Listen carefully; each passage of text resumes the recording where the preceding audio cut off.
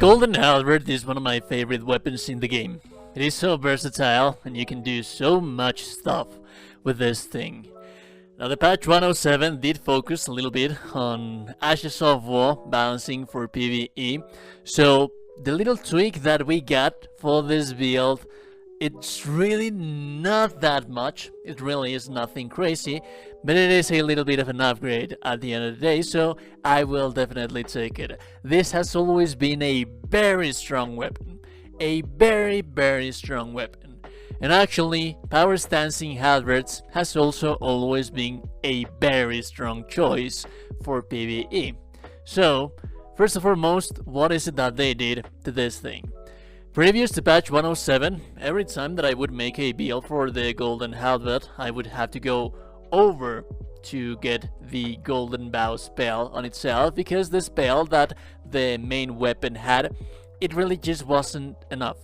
It was too low of a time that you would be able to have the spell on yourself, so you would have to be recasting it as much as it was gone, and it was really not that much. So what I would do is that I would just get the extra faith points to be able to cast a regular Golden Bow. That's it. That's what I used to do.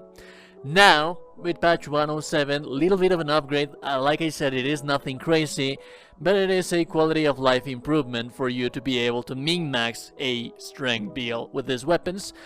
That is going to be deadly, actually. So basically, the Golden Bow of the weapon on itself, it lasts longer. The effect that you are going to have with your weapon, when you use the Ash of War Golden Bow for the weapon, is going to last longer, and is going to allow us to make a much more round build. That round build is going to be the very same one that you have on screen right now. Let's talk about the stats that we have in this build. We have 60 vigor, we have 17 mind, we have 30 endurance, we have 80 strength, 14 dexterity, and 12 fate. Dexterity and fate, that is just for sake of using the weapon purposes. Those are just not really a main core of the build. What it is a main core of the build is vigor, endurance, and strength. Those are going to be the min-maxing things for this build. Especially, you are going to, if you want to end up in a level 150 for this build, you would have to pick up a starting class of a vagabond. It is not mandatory, you do not have to, but it is ideal. If you want to min-max, you would have to start as a vagabond for you to be able to have the stats that I have right here. So mind is really not that important, because at the end of the day, with the mind that we have, 17 points into mind, that's more than enough to be able to cast at least 2 casts of Golden Bow, and that is going to be more than enough for you to finish every boss fight, because at the end of the day, this build is going to laser through anything, so it really is not that important to have Golden Bow on you at all times. It should give you like 2 or 3 casts, and if that's not enough for you, then you can always carry 2 cerulean flasks of tears, and yeah, use more Golden Bows at your heart's content. What is a main thing for this build? Like I said, this is a very min-maxing build. Let's move over to the equipment section now. What is a main thing for the build is that I always say that with my builds you can very much use whatever gear that you would like to use, and it is the case. It is still the case, but the Golden Halberd is very heavy.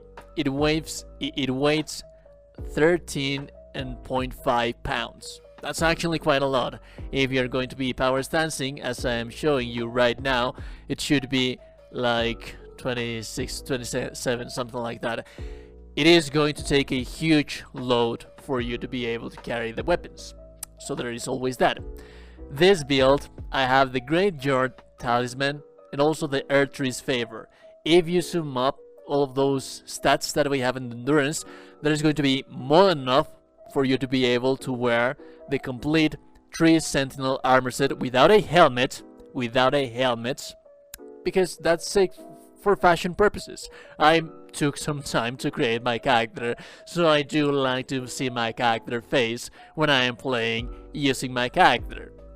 So, 2 Golden Halberds, the Tree Sentinel armor set, Great Jar Arsenal, and Earthree's Favor +2 for you to be able to use everything that I have right here.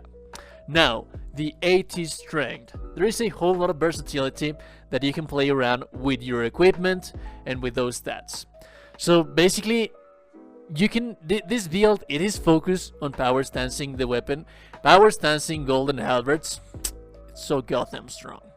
The amount of poise damage that you deal with this thing and the amount of base damage that you deal with this thing, it's just amazing. The two other talismans that we're going to be using with this build is going to be the Claw Talisman for jumping attacks, power stancing, halberd, jumping attacks, deadly. Very damn deadly. It's just music to my eyes to see those numbers go skyrocket high when you use this kind of build. Then we jump to Sacred Scorpion Charm. The Sacred Scorpion Charm, it's going to give us that little extra kick for you to be able to have a little bit more damage.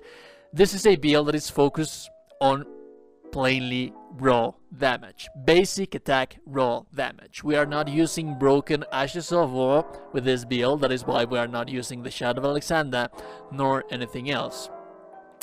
While they are power stancing, we are not using the Rotten Talisman because they do not attack that fast for you to be able to build up that extra damage. So the more damage that you can leverage for this build is going to be that Sacred Scorpion Charm.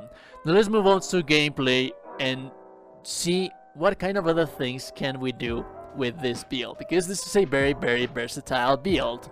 So again, into stats, we have 80 Strength. From Software has also been focusing themselves on trying to convince us to two-hand weapons.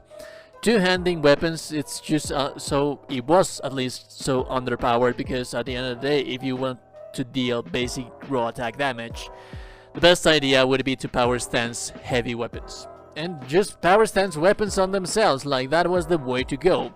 Now, what they did to Strength is that, well, two-handing weapons, that previously everything that two-handing a weapon did was just give you an extra 50% strength. It would increase your strength by 50%. In this case scenario, since we have 80%, we have 80 points into strength. Those 80 points into strength would be 120. And yes, it goes beyond that threshold.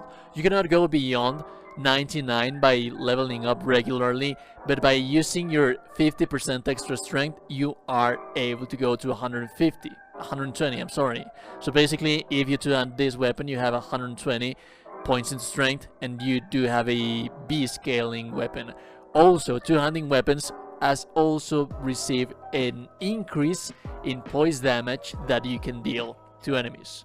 So, two-handing a weapon is going to give you that 50% extra strength, it's going to give you that extra poise damage, but it's also going to increase the base damage of the weapon by 30%, which is crazy, dude.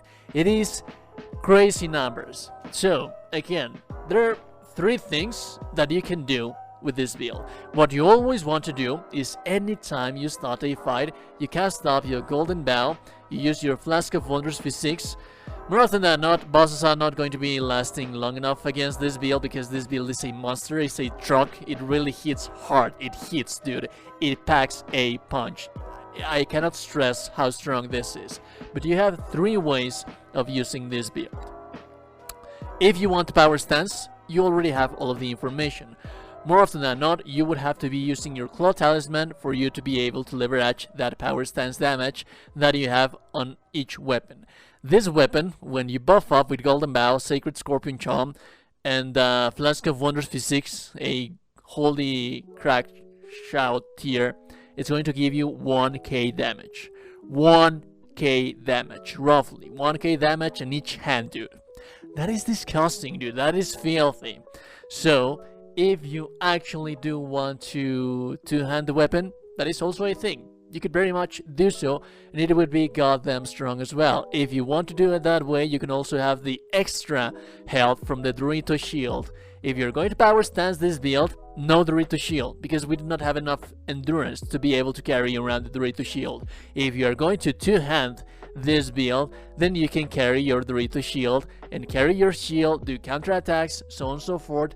It's just so much versatility with this build. The thing is that we are not using Ashes of War.